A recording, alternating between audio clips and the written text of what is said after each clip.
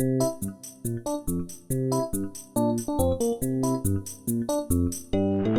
this week's episode of the All About Hennessey Show, Jack talks to us about 3 really big things happening in our area in the next week or so. Molly Ryle from Energy Metering Systems talks to us about VOTEC opportunities. And Jason Sternberger stops by and gives us an update on the high school track, the outside classroom, and some information on a new COVID grant. All this and more on this week's All About Hennessey Show. This show made possible in part by Cimarron Electric, serving Northwest Oklahoma with clean, reliable power for over 100 years. CimarronElectric.com. And Integris, Bass Baptist Health Center. IntegrisOK.com. Hello, Hennessey. I wanted to jump in here real quick before our guests arrive and tell you about, there's a lot of things happening the end of November and the 1st of December in our area. And I know my job is to promote Hennessey, but these things are so big that you might want to consider them for their family because they're all really cool family events. For example, Friday, November 26th, that's the day after Thanksgiving in Enid, it's the Enid Lights Up the Plains and the opening night for the One, the big tree in Enid. If you haven't heard about the big tree, you've been living under a rock. You need to learn about the tree. The Enid Lights Up the Plains. I believe their parade starts at 5:30, and there are food trucks. And I mean, this is a big deal. Their skating rink opens up. There's a lot going on in Enid that night. There's a huge choir. There is music. The lighting ceremony will kick off with a giant fireworks display. This is going to be a really, really neat evening in Enid, just 20 miles up the road. Then Saturday, December 4th in Kingfisher is their epic Christmas parade and fireworks. And if you've never attended that, it is pretty amazing. They actually shoot a lot of the fireworks off on the building, off the roof of the buildings, and you're standing in the middle, so you're like in the fireworks display. It's a really, really neat event. And then Hennessey, December 9th, the All About Hennessey Really Bright Christmas Parade returns, where we invite anybody that would like to put some lights on anything that rolls and put it in the parade. Bicycles, four-wheelers, golf carts, tractor-trailer trucks. We encourage you to decorate something and drive it down Main Street for the parade. This will be followed by Santa on Oklahoma Street between next to the Wellness Mercantile. I believe they're going to set up tents and things like that and have a place for Santa. All the kids can visit Santa. And then Mistletoe Magic will be in the Wellness Mercantile meeting room. All the details for all of these things I've talked about will be on the allaboutHennessey.com website. It's easier to find them there than it would be on Facebook. It's under the events and things happening tab at the top of the website. So head over to allaboutHennessey.com, check out all these events. Be sure to go to Enid for the opening of the One. We are heavily involved. KJ Filmworks is heavily involved in helping to produce that event. We have seen the behind the scenes, and you will not believe what's coming with that. Kingfisher is also a really cool deal. And of course, the Hennessey, All About Hennessey Really Bright Parade is going to be amazing. Stay tuned. This show made possible in part by Cherie Hicks, State Farm. Auto, home, property, business, life, and health. Today, I have Molly Ryle. Did I say your name right? Yep. I got it. Cool. And you're originally from Helena, yes, right? correct. And you've been in Hennessey now 11 years. Yes. And where do you work? Tell us where you work. Energy Meter Systems. Energy Meter Systems. It's on the corner of, it's that big building on the corner of 5-acre plot there on 81, Conoco. 51 and Conoco Road. Yeah. Yeah. And they make those little buildings, metering buildings, I guess is what they're called. Yep, meter tubes and metering buildings, instrumentation buildings. A lot of oil field. Do they do anything other than oil field type? We do anything with pig iron steel. We'll make it. We've done everything. You know, when COVID hit, we even started doing sandblasting and painting for lots of people. Well, that's what I was going to say, that, you know, instead of laying off people, you found other ways Correct. to keep the shop busy with, Yes. you know, welding and making Yes. fence posts and Lots of local. Yeah. local people kept us afloat too. So Very, very cool. it was How, really how good. many employees are there now, do you know? Currently 33. Wow, that's a big employer for Hennessey. Yeah. I didn't realize it was It's that actually that many. down because of, the Well, sure. layover of COVID and everything. But, everything's picking up and we're trying to find more workers. Now, I've been up as far into Canada and then as far south, way down south of Houston, and I've seen your product. Correct. The little buildings that go over the meters. And you said now, but you're international. You ship internationally also. Correct. That's very cool. Yep, all the way into Mexico and Up into up Canada. in Canada. Uh-huh. They've done some overseas jobs, a lot of red tape, try and stay away from some of that. Once but- you put it in a container, it gets deep. Yes. Yeah, I understand. So, but the reason I asked Molly to be on today is Molly's the operations manager for EMS, and that means you're over the shop, all the guys Correct. that do the work. Correct. And you were on the board, or maybe still are on the board, of CTTC, which is Chisholm Trail. Technology Center. Chisholm Trail Technology Center. That's it, and it's out near between Watonga and Kingfisher. Omega. Yeah. And a couple of weeks ago, Molly stood and did a testimonial at the school board meeting about trade schools and things like that. And so I just kind of wanted your 2 cents on why, if someone is kind of on that fence between college or trade school or nothing, Right. why is trade school a good option? Well, not everybody's cut out for the whole college thing. College things, you've got to go through all of your basics. Trade schools are more specified for what you're interested in. You go right into Go what right you're into interested it. in. If somebody wants to be a welder, go straight into the welding. You go straight into the nursing, straight into diesel mechanics, anything like that. It's job specific for what you're interested in. So instead of leaving school with $100,000 in debt, you leave school with a job, Correct. pretty much. Exactly. Yeah. Yep. And, what we're working towards, too, with the welding program that EMS is doing, us and the instructor are working to hopefully have some jobs for those guys in the summertime or anytime they're not in school, even after. Well, you were talking about that like an apprenticeship kind of a program. Yep. where you get all your. There's a difference between going to school and learning something and then applying that in real world. Yep. And I know in my business it's really hard to hire someone out of college or anywhere because they don't have that real world experience. And the Yep. apprenticeship program really Yes. gets them in there. Maybe some of these guys have never worked with other people. Yes, You know, you that's another thing. Can't too. do that Yep. thing with Yep. Yep.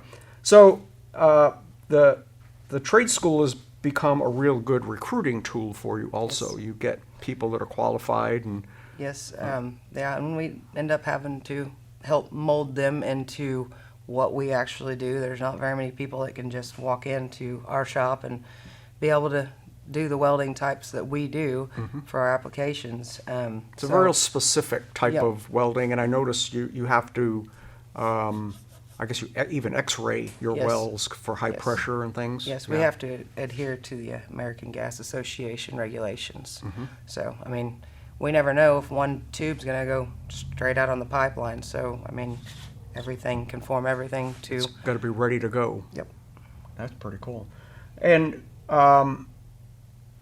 we talked about your very, very specific type of fabrication and manufacturing and things like that. But way back, I guess a few years ago, the school came to you and was asking for some advice or some stuff to weld with. Yeah. Or Yeah, they, the first kind of, whenever I got onto the board, the instructor before last, he had asked if they could come we have tons of drop of pipe. drop is stuff you cut off and it hits the Yep. floor and you don't use it. Yeah. Yep, it's not usable, so it normally just goes to the, iron store and we get a penny for it. So these kids were able to utilize it. They actually built, over there at CTTC, they built an entire pipeline out there. And so they had to have small sections here and there.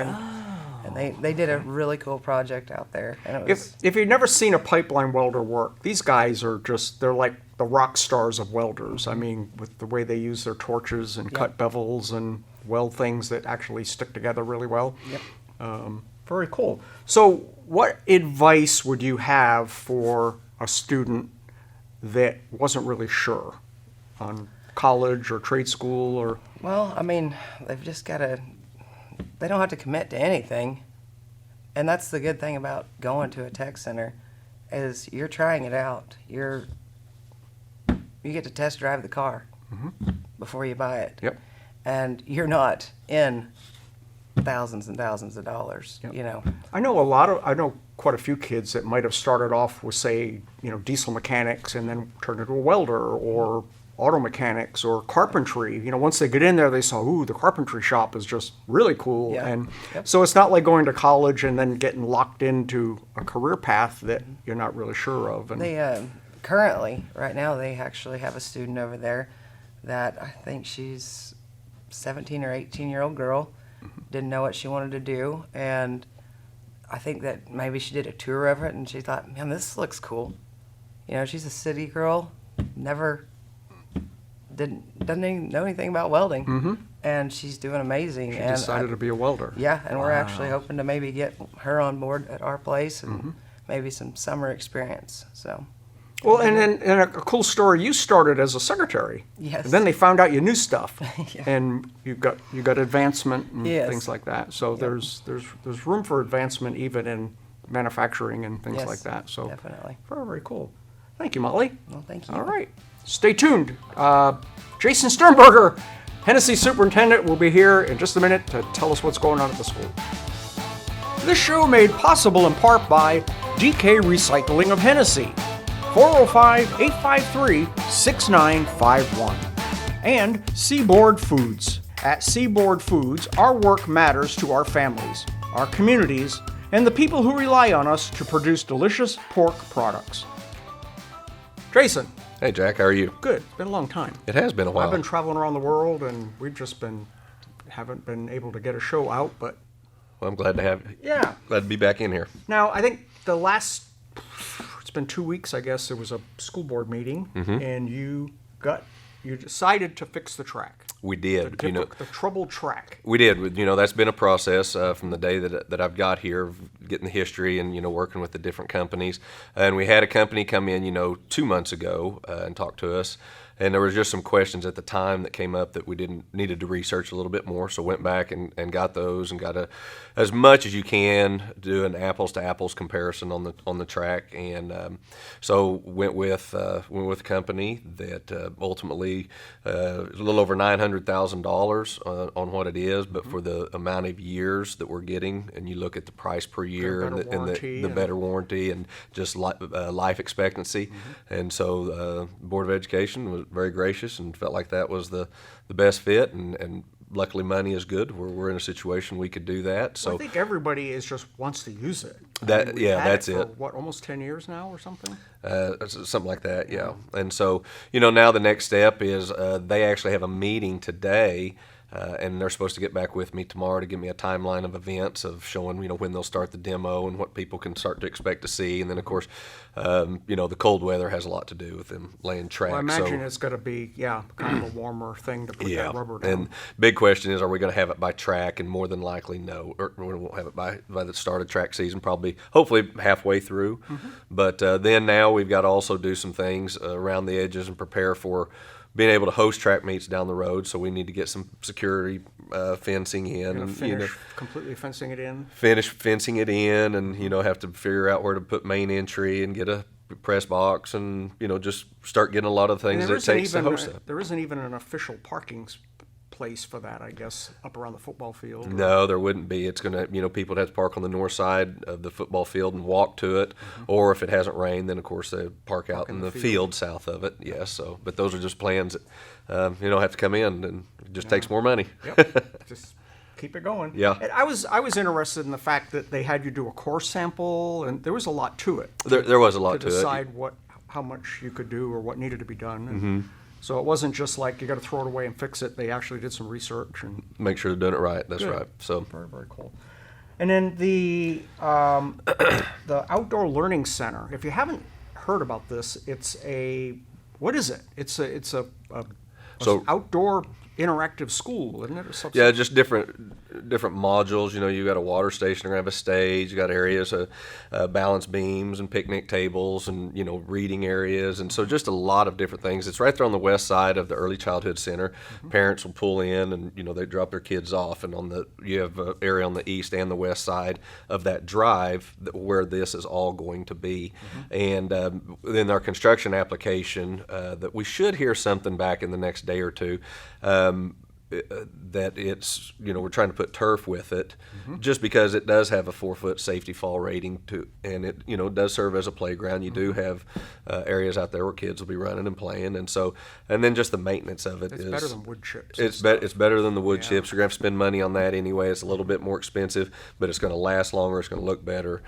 You can do it. If it were to rain that morning, and it's not raining any longer, you can go back out. Which eventually we would like to get some, canopies or some areas that maybe if it is raining, kids can still go outside and be out there. And I was impressed with some of the initial drawings I saw. It was going to be pretty cool. The teachers, principal, they've done a tremendous job of working together and designing this. I was very impressed with it when they first showed me what their plans They were. asked me for an aerial image of it because I guess Google Earth isn't current, so I did an aerial image for them, and she said that we're going to draw out the new learning center. I thought, okay, well, I didn't hear anything about that. And then this started to evolve. And then, of course, the Education Foundation was very excited as well, and they funded quite a few projects. I think close to $15,000 worth of some of equipment and things for that. Yeah, so they do such a tremendous job for Hennessey schools. So very, very beneficial.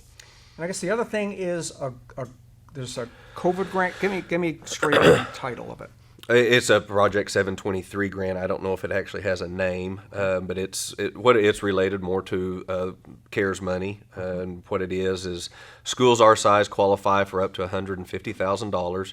That can be used to help offset some salaries, custodial or nurse salaries, cleaning equipment of any kind. But basically, it gives the school up to $150,000 that you're going to be hopefully buying that equipment anyway, and now it frees up other monies to be used elsewhere. And so $150,000 was just too much to not take a chance and utilize this. One of the things that they've tied with this, everything, obviously is tied with something when they're giving you money. Small print. but with this, what the intent of it is the early detection, early identification of COVID to stop the spread, because the incubation period of some was so long that they would infect others. So what they're trying to do is with the early identification is schools have to make an attempt to try and test up to 10% of their school population, students and staff, per month. And so for Hennessey, that would be roughly 90 people a month that we make the attempt. We advertise it. We got it on our webpage. We do. It's not a mandatory. It's strictly voluntary, and so you just encourage people that, hey, it's here. If you're not feeling well and you'd like to come down, great. Obviously, if kids want to do it, they have to have parent consent under 18. We have signature forms on our website. This anybody, or so it could be a parent or something. So the only way a parent could is if a child at our school has been tested positive, and then anybody in that immediate household. If you're not having any kids at school, Jack, we can't do you. But if you were, I think it is a situation where if you were exposed to that child, then you could say you could, and you could come there. I think that's the connection. Okay. And so, it's really to try to identify everybody, so I don't know that we would really turn anybody away to speak of. And this is done at the school by the nurse? Yeah. Nurse from Mutiny takes care of all this. So there's a link on our website, shows number to call or email to contact, and the consent form is on there. And so, like I said, it's not mandatory. I know there's a lot of discussion of what's mandatory and vaccines, and believe me, the school is we're staying away from the vaccines. We're not getting into that. This is just a testing option for those that want to take advantage of it, and that's all it is. Very, very cool. Well, I'm excited with what you've accomplished. In how long have you been here now? 6 months? Well, it's easy when you have good people around Yeah, you, and it's I mean, made my things job are- very things are easy. looking And nice, and you've done a lot of work with the entrance on the football field and some of the other fields and things like that. well, when your school and community have a nice vision, and you got good people that help run the school, and teachers and support, and the parents I've dealt with, it makes it nice when everybody's moving in the right direction, and that's forward. Very cool. All right, thank you, Jason. Thanks, Jack. I appreciate it. Be sure to click the subscribe, like, and hit the notification bell to be sure you never miss an episode of the All About Hennessey Show. Check out this week's All About Hennessey Post newspaper and subscribe for free at allabouthennessey.com.